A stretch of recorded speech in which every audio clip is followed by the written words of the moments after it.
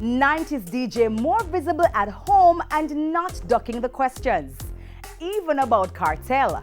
Spragga Benz sounds off on classic dancehall, why he thinks the younger faces are not such good performers, and yes, the world boss himself. I mean, differ, my thing just differ. Just differ, my style just differ. But just differ, my song just differ, my flex. Spragga Benz, one of the big names of 90s dancehall, but pulling up stumps for the US around 2013 to spread his wings. Stephen Marley offering the Things Are Gone DJ an opportunity to tour with the Marleys and write a new chapter of his career.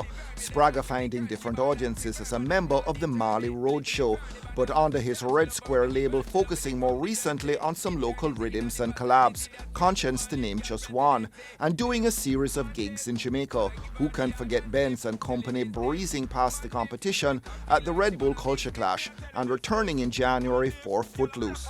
I'm making more of a presence here again. And why is that so important for you? Because it's always important to maintain your fan base and your roots, your foundation. You can't leave that. You leave the foundation, the tree dead. And Spragga at 50 still full of life, registering the new names in dancehall and a changed musical landscape, but happy to do his own thing.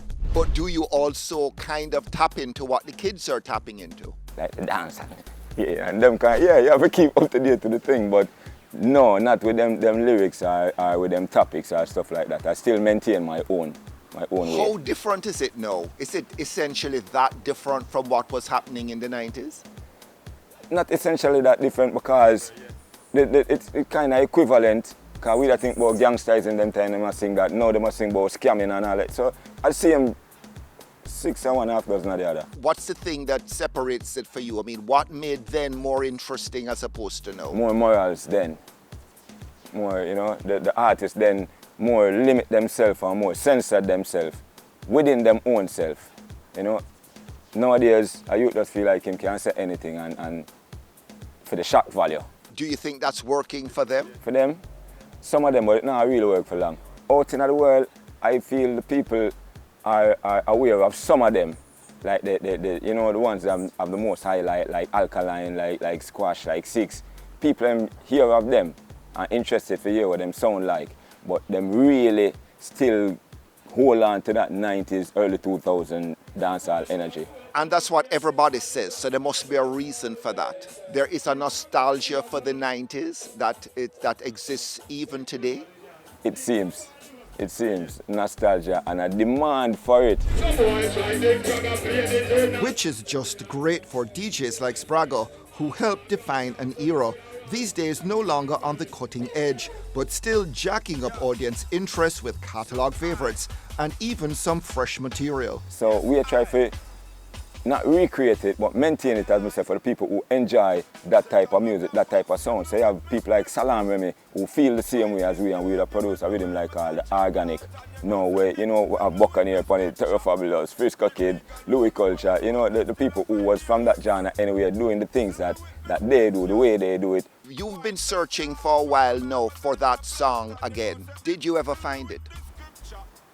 Well, it depends on people say, but every song that I really sing, not every song, but a lot of the songs that I sing, I put quality control into it. So I am satisfied with the end result. Sometimes people get it, sometimes people don't. But I feel like I found it many times. But back to then versus now. Are dancehall's current toasters hitting the right notes? You know, feel it within your soul. Yeah, hear it, and them hit the right notes because them have melodyne and auto-tune and everything to keep them in the right notes and keys. But somehow your soul don't really feel it like the delivery of an artist where him no auto-tune, him no melodyne, him just a sing from him heart and him a sing from a rhythm where the rhythm have its own identity as well. Because some of the rhythms of nowadays, they can't even play them by themselves. Back in the days, you could have played one, you could have played Pepper Seed, you could have played Showtime, you could have played Mad Rock, Super, you know, and people that dance, people just dance from the rhythm alone. You know, that's the essence of dancehall then. Nowadays, we kind of lost that.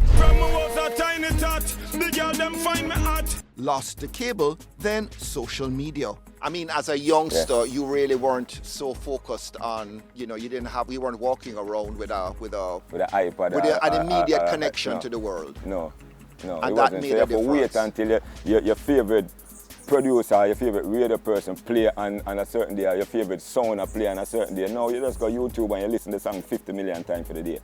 Nowadays, artists record one line, stop, then overlap that line with another line, and then when they sing back on stage, you can't perform it like that because you can't overlap yourself while you sing live. So, you know, that kind of breakdown for them performance as well. Be nostalgic, sell the 90s. What really made it work, and why was that for dancehall music the golden age? We didn't have so much like competition against each other for who are the man or who are around the place and all that, because we used to help each other to pen songs. A lot of those things don't happen nowadays. We had artists who were genuinely talented and creative who come with a sound and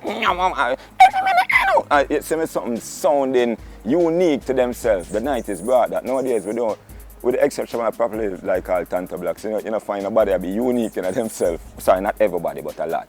What is coming out of Jamaica right now that charts a new way forward, that says that, you know, Jamaican music still is heading in an interesting, groundbreaking, positive direction? Yes. Who is doing it? Coffee right now. Why is it always Coffee that people... Because she is, and you have to acknowledge what the truth and the reality is. And right now, Coffee is a person that the world is looking to, and them like her sound. And Gratitude is a big song, and it has the same dance, doom, doom, doom, doom, doom, doom, doom, doom, the same bounce of the people them love. X-rated, same bounce.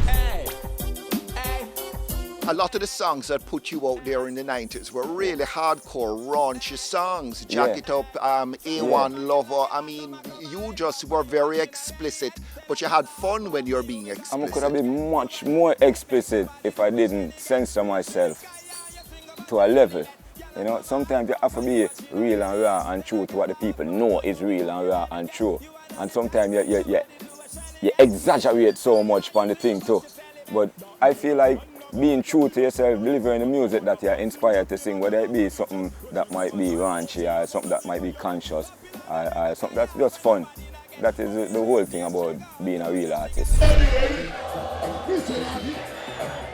You came close to being burnt by Vybz Kartel. You moved away from that. You kind of did a quick move. Vybz Kartel came close to being burned from me. Don't put it away there. Get it in the right perspective. It's a DJ who I respect, but it's not a DJ who I fear. There's really nobody it's you just fear. Not my type of thing that. But I've been here for before him. Not take nothing from him, but I was here when he came. I was one of them people who used to write with him too. I write for him too. Come write songs where me and him perform, where me write. Not take nothing from him. He's a very talented artist, but I don't consider it the way they like go for burn or nothing like that. Anybody could have get burned. Is he unique in a way that some other Jamaican DJs aren't unique? Because that seems to be the argument that's being made, that Vybz Kartel is dominant in a way that very few other DJs are. Right, because he did have a lower morality level. He still have. So things where Kartel would have jumped up for say, would have be things where even me and back in my days, my youth, them used to think that, but would I never sing that, because that's not really necessary for it. We don't need for God so. But for the shock value, a lot of the nowadays artists doing that, and I think them accredit him as a person who spearhead that. Slackness not new, you know, but the levels of it, you know, and the topics them, they change. So nothing that panned out in what eventually happened to Vybz Kartel particularly surprised you? To me, well, it's kind of surprising that they would have locked him out without full evidence in that you know, aspect. But it is what it is. Well, they had voice notes. But then now, that a voice note and a solid evidence that to me. Because they tampered with his phone. Because, and I am an artist, I know in a studio things we can change up things, we can change up sound, we can splice things, we can make you say what you never say. We can do all that things with technology nowadays. You think Vybz Kartel was put away without the state having made its case properly? Well, them don't come with a body and them don't come with a weapon. So leave it at that. And so did we, but more Spragga next week. Tell them that we a star, want to be a star, someone to be a star, will never be a star.